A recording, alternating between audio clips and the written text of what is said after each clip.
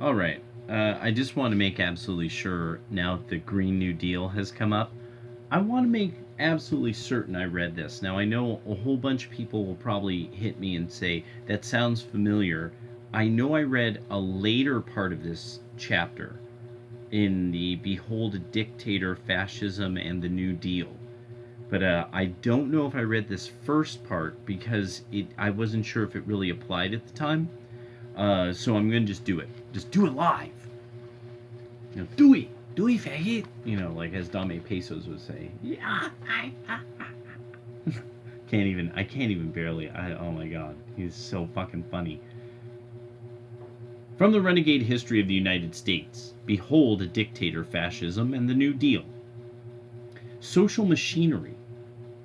In the 1920s, the offices in the buildings along the eastern edge of the Columbia University campus looked from the hills of Morningside Heights out over Harlem. Rexford Tugwell, a professor in the economics department, occupied one of those offices. From behind his desk in Hamilton Hall, Tugwell could not hear the music, but he could see the nightclubs, dance halls, and speakeasies that defined the jazz age, and so he waited.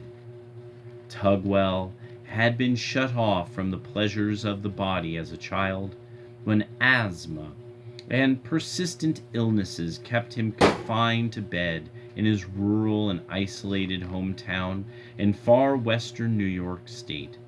He grew into an extraordinarily handsome man, with the dark looks and wavy hair of a silent screen star.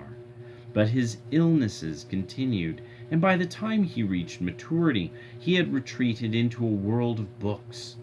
He was a fan of utopian science fiction, such as H.G. Wells's In the Days of the Comet, in which mankind, fearing destruction from an onrushing comet, remakes world society into a cooperative commune. Tugwell spent much of his youth conjuring perfect worlds inhabited by perfect people. As an undergraduate at the University of Pennsylvania in the 1910s, he fell under the spell of the young economics professor Scott Nearing, who had recently published a book calling for the creation of just such a world. The kind of social philosophy I was developing under the tutelage of Nearing, reinforced by other instruction, Tugwell later recalled in his autobiography, is perhaps best defined in a little book called The Super Race, an American Problem, which Nearing published in 1912. Nearing argued that the United States should develop through selective breeding a race of supermen who would create the world's first utopia.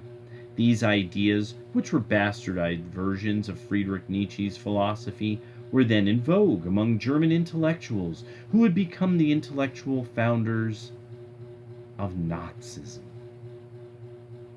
Tugwell's other mentor in college was the prominent progressive economist Simon Patten, who had been trained in German universities.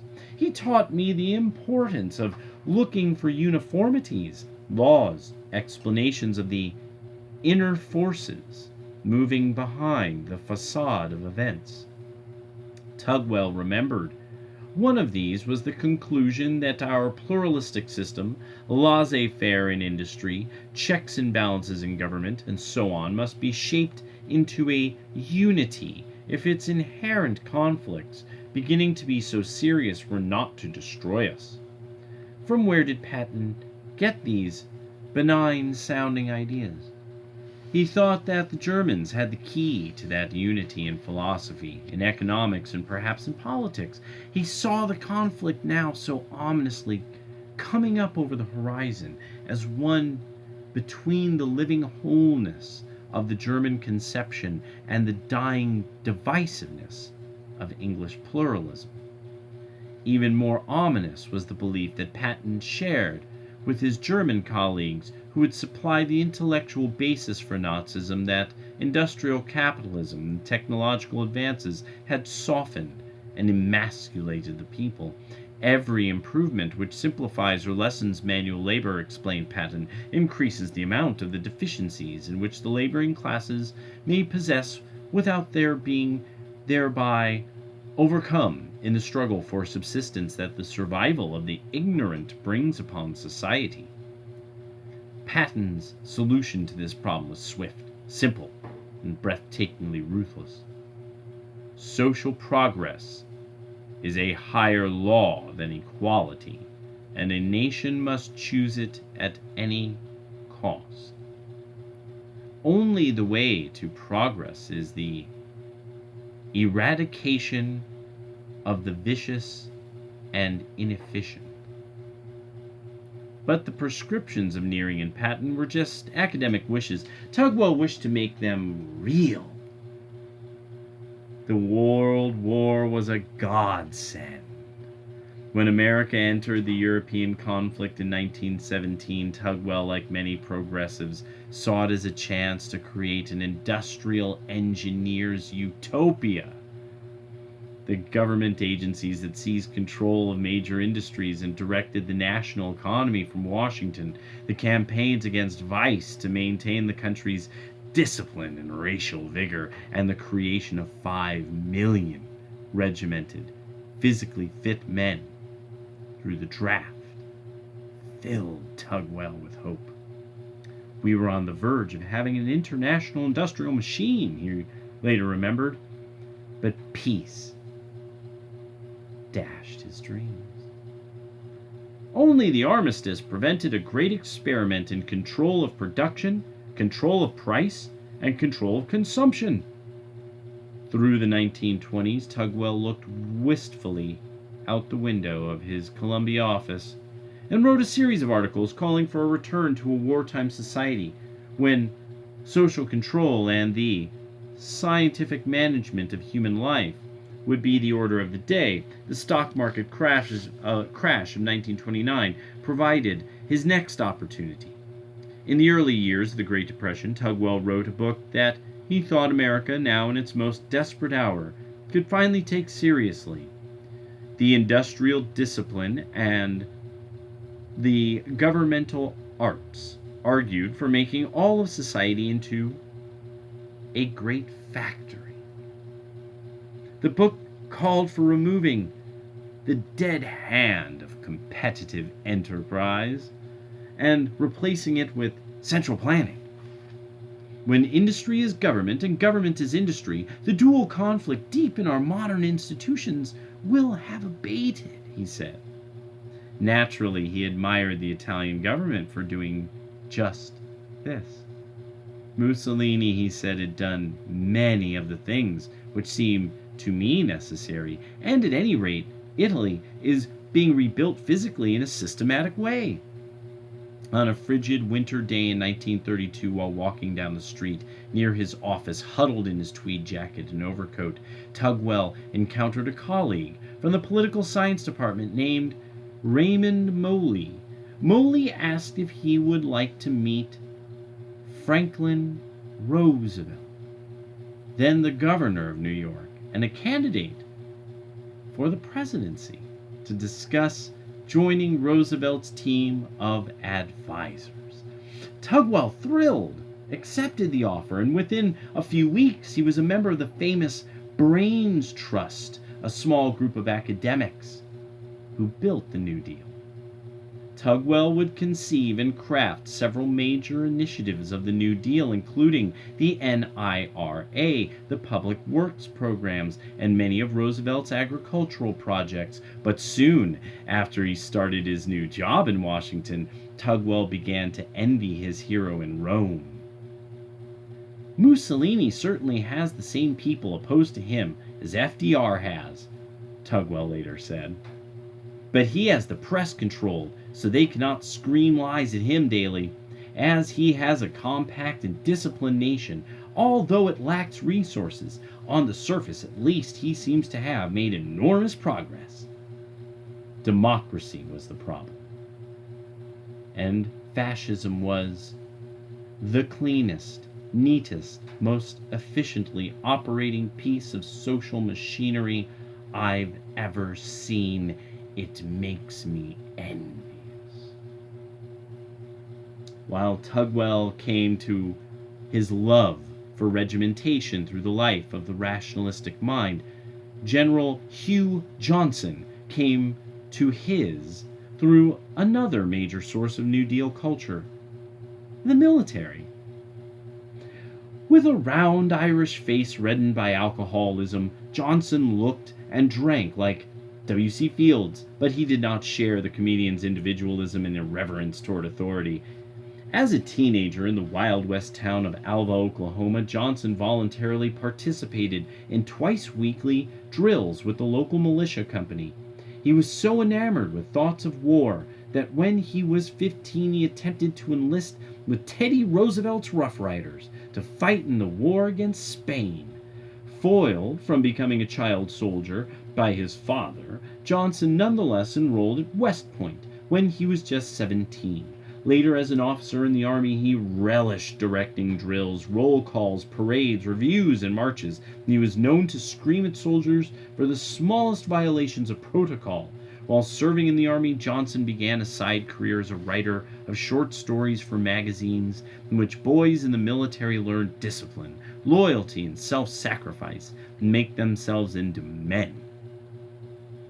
Like Tugwell and future New Dealers, Johnson saw the Great War not as the worthless horror that most Americans considered it to be, but as a long-awaited opportunity to militarize all of society. Because only 73,000 men volunteered for service in response to President Wilson's call to create an army of millions. The federal government was forced to institute the first draft since the Civil War. Several military leaders recognized that few people were better suited to the job of creating a vast army of conscripts than Johnson, and he was brought to Washington to implement the new selective service system, the registration of 10 million men for compulsory military service, which resulted in 4 million actually being shipped to training camps, 117,000 killed in action, and more than 200,000 wounded, was one of the most spectacular developments of the war, Johnson recalled. He also devised a plan to make useful the undrafted men who stood in saloons and pool rooms watching their contemporaries marching away to war. All deferred men who were either unemployed or engaged in non-essential work were warned that they would be inducted into the military if they did not find work that was essential for the war effort.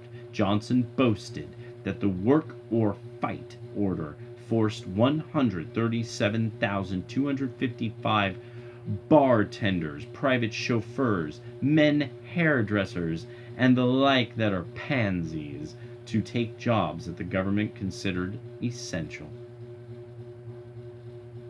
During the 1920s, Johnson retreated into the private sector, waiting for the world to turn in favor of the martial life. In 1932, at the bottom of the Depression, Johnson saw his chance. He wrote a plan of action and circulated it privately among friends in the Democratic Party with the heading, "By Mussolini, Dictator pro tem." Johnson's proclamation called for him to assume the dictatorship of the Republic. The time was right to do away with democracy. In this crisis, and especially in this political year, divided powers were wholly inadequate, he wrote. The sole cure was singleness of control and immediate action. He demanded that the president, vice president, and all members of Congress be removed from the country and that elections be suspended. 1 month after writing his proclamation, Johnson was invited into the inner circle of the Roosevelt campaign. He later recalled that from the principle of taking active charge of events through several of the principal acts that were found to be necessary more than 8 months later, Mussolini pretty accurately diagnosed the situation and at least dimly anticipated much of the recovery program.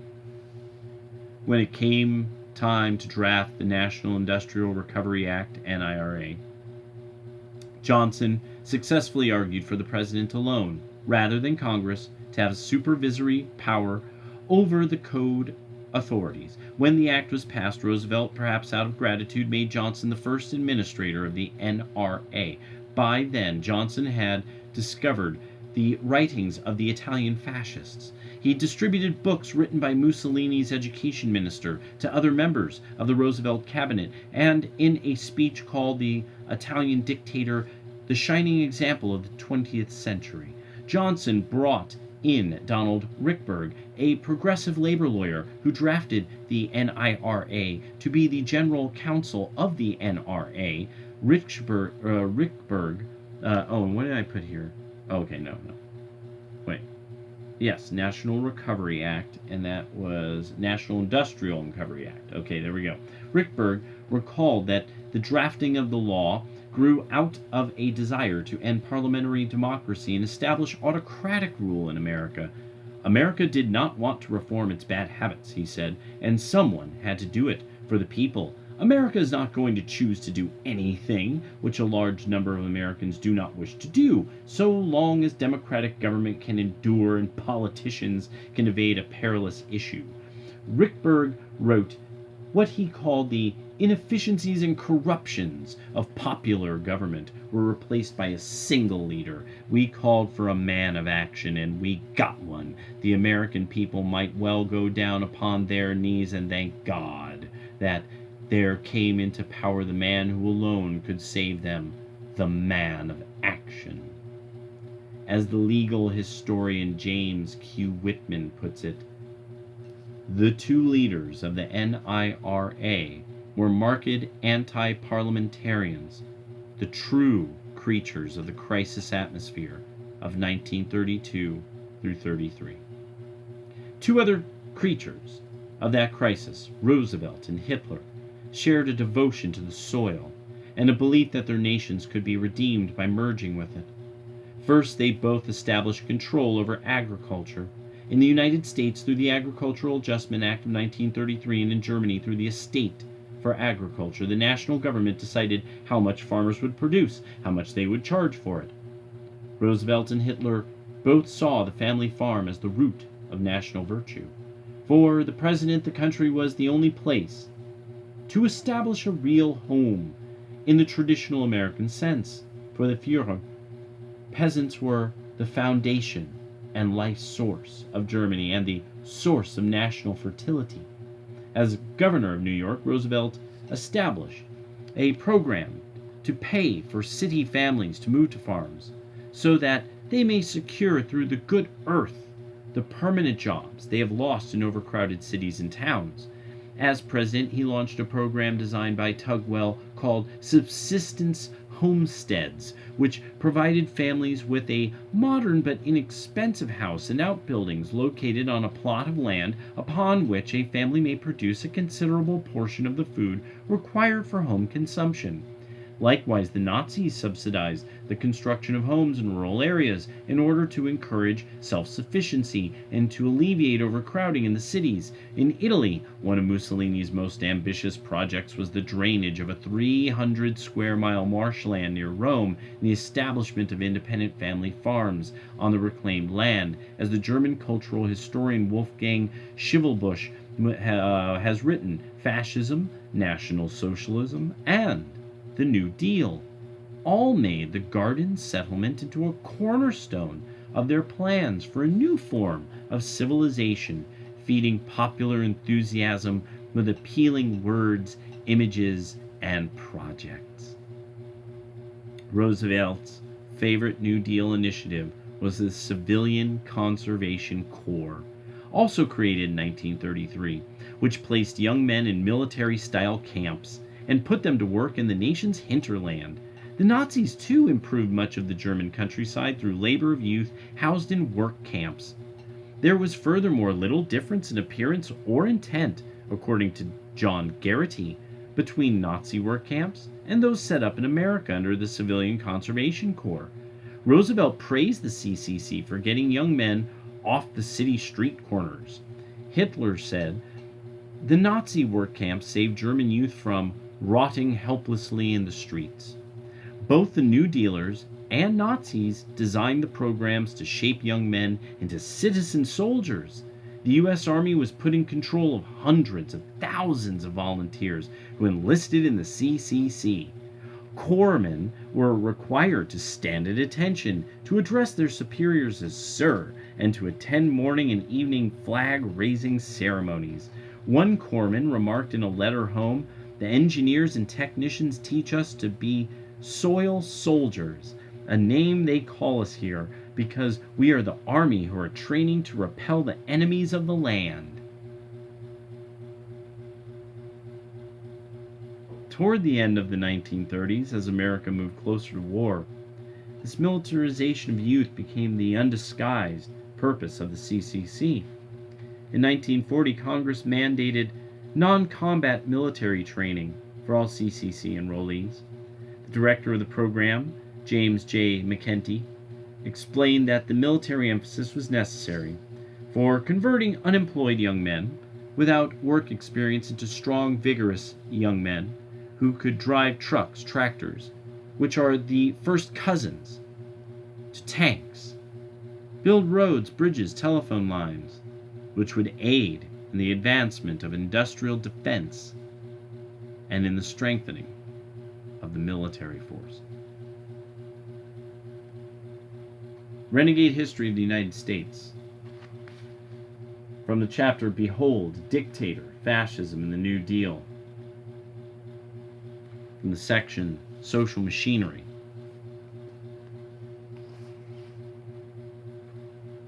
Green New Deal. To bring back the soil soldiers.